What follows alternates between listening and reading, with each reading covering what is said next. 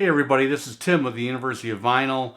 I am doing episode number 4 today of my series highlighting individual albums that have been kind of forgotten in time, maybe originally derided by rock critics. Today I want to focus in on the third album by the Cars. That would be Panorama. If you haven't seen the other videos in the series, go ahead and check them out. I've got a playlist on my channel.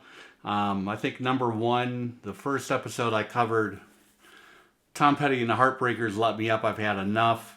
I've done Neil Young's Silver and Gold album. And then episode 3 was Born Again by Randy Newman. So let's get started with Panorama by the Cars.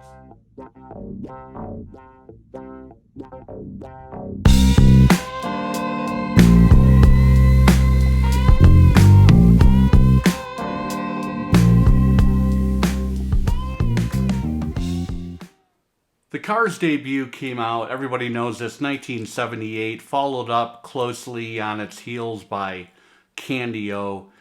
Two incredible pop rock albums that definitely stand the test of time.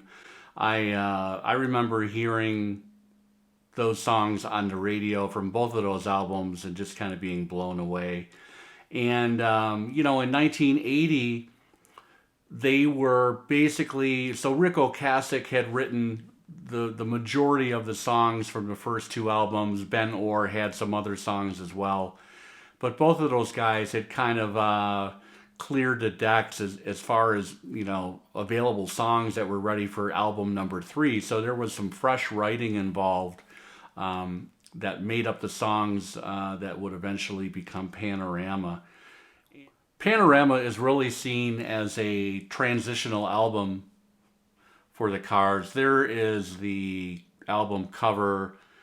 Love that kind of finish line, the flag motif. And very, very simple album cover. Again, this was designed again by drummer David Robinson, who designed, I think, all of their album covers. There is the band on the back cover. I have a first issue specialty press on Elektra. It was mastered at Sterling Sound. So you'll find Sterling in the dead wax. This sounds really, really nice.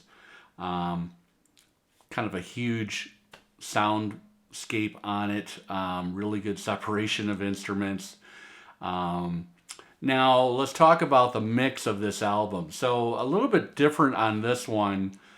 They have kind of put Elliot Easton in the background. So, all of his gurgling and syncopated guitar rhythm that he has on several songs is kind of in the background. And we have more of Greg Hawkes. Greg Hawkes was a wizard. And we have more of his synth work and special effects that are more in the foreground of the mix. On side 1, the lead track, of course, the self-titled Panorama, one of the more interesting songs on this album, and it immediately kind of showed that this was going to be a little bit different than the debut album and Candy-O. So there's a vocoder effect on Ocasek's backup vocal, and it just kind of has an otherworldly feel to it. There are synthesized drums as well. I think that is the first time on a Cars album that they were using synthesized drums. And that didn't happen for all the tracks. There's plenty of fantastic in the pocket, snare and drum fills by David Robinson, but on Panorama you're hearing synthesized drums for sure. Second song on side 1 is Touch and Go. Touch and Go is the song that sounds like a Cars song on this album, and it was the single that was released. So tellingly, Touch and Go, it only managed to get to number 37 on the Billboard chart. Compared to some of the other big hits that the Cars had on the first two albums. Touch and Go only went as high as 37.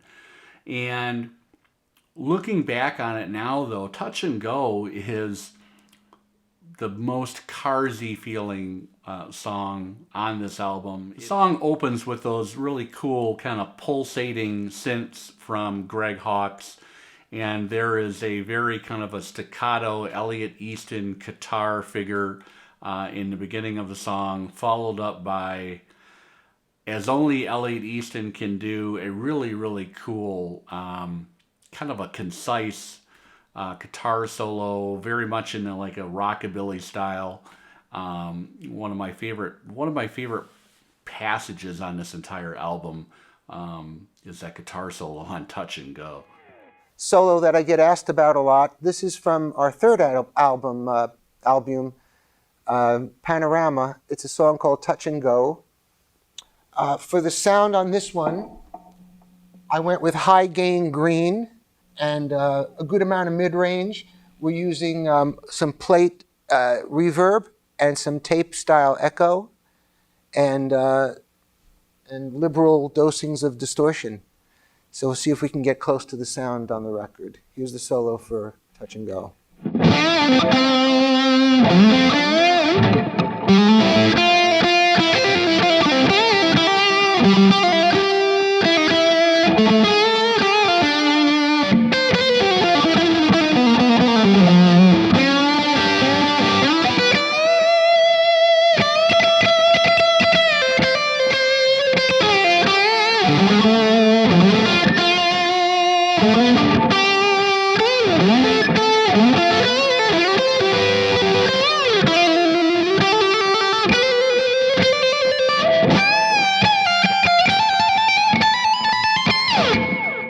Give Me Some Slack is a fantastical classic song. It's number 3 on side 1, and it features a really nice kind of a snarling vocal from Rick Ocasek.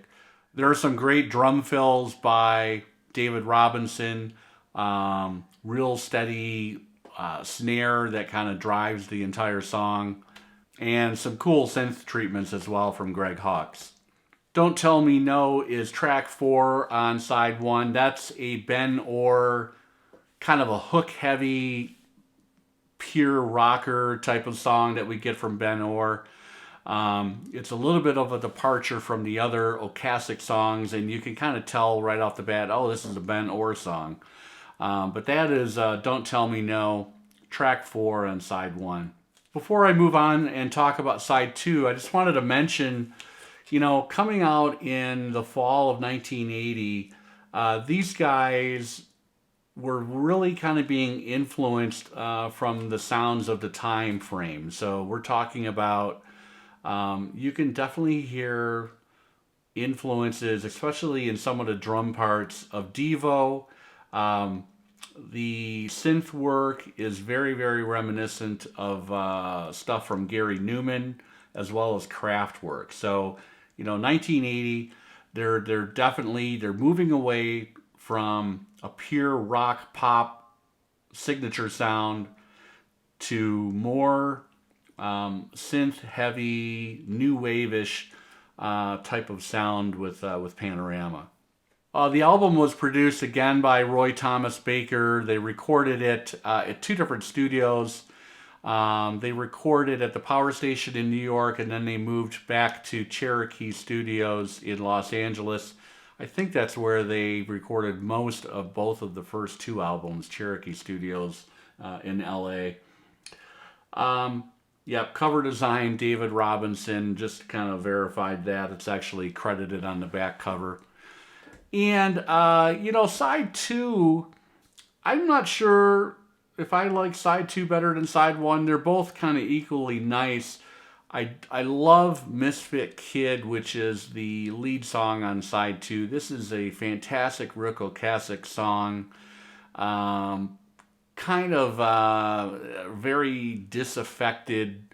You know, Ocasek had this way of kind of reeling off lyrics that were kind of dark humor, and just in an offhanded way. And Misfit Kid definitely kind of conforms to that formula.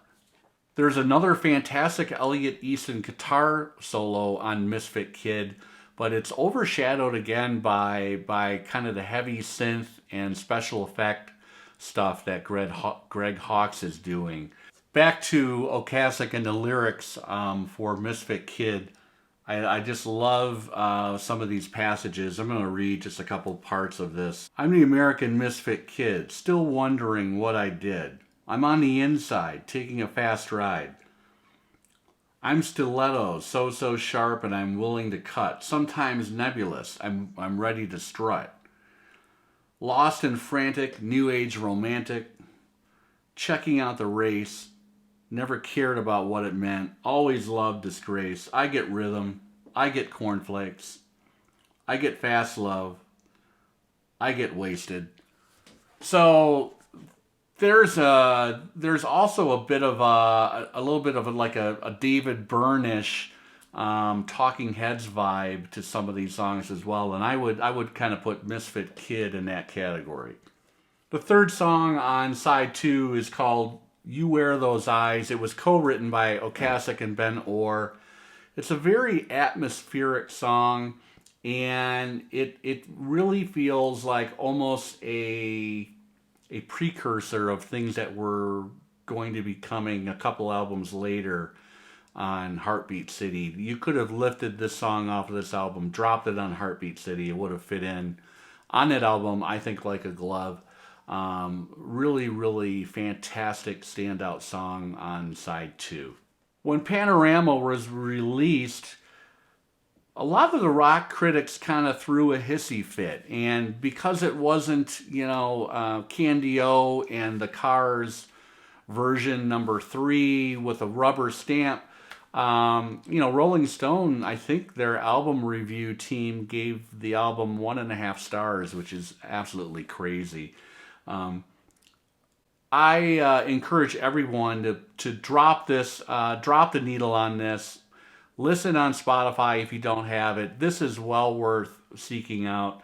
I think over the passage of time, over the last 21 years since this thing was released, it's definitely been, it's gone platinum, we know that, but it has definitely been kind of reappraised by the rock and roll press, and it's kind of where now they're saying, oh, this is when, Rick Ocasek took a bit of a left turn and fleshed out the Cars' signature sound very much of the time, like I mentioned. You could kind of, another thing that you could compare this to is Lindsey Buckingham taking Fleetwood Mac taking a left turn on Tusk, and that's a similar situation. But this was an album review as part of my liner notes series for Panorama, the Cars, their third album. It came out, I think, in August 1980. Look for an early first press. The specialty press that I have is really, really nice. Look for the Sterling stamp in the dead wax, and I think you'll be really pleased with the sound of the album. And it is definitely worth revisiting. That is Panorama by the Cars. Thank you again for watching today. I appreciate all the comments that are coming in on the various videos. It's really, it's awesome. It kind of keeps me going as far as I love engaging and having little side conversations about all this music. Until next time, thank you very much. We will see you soon.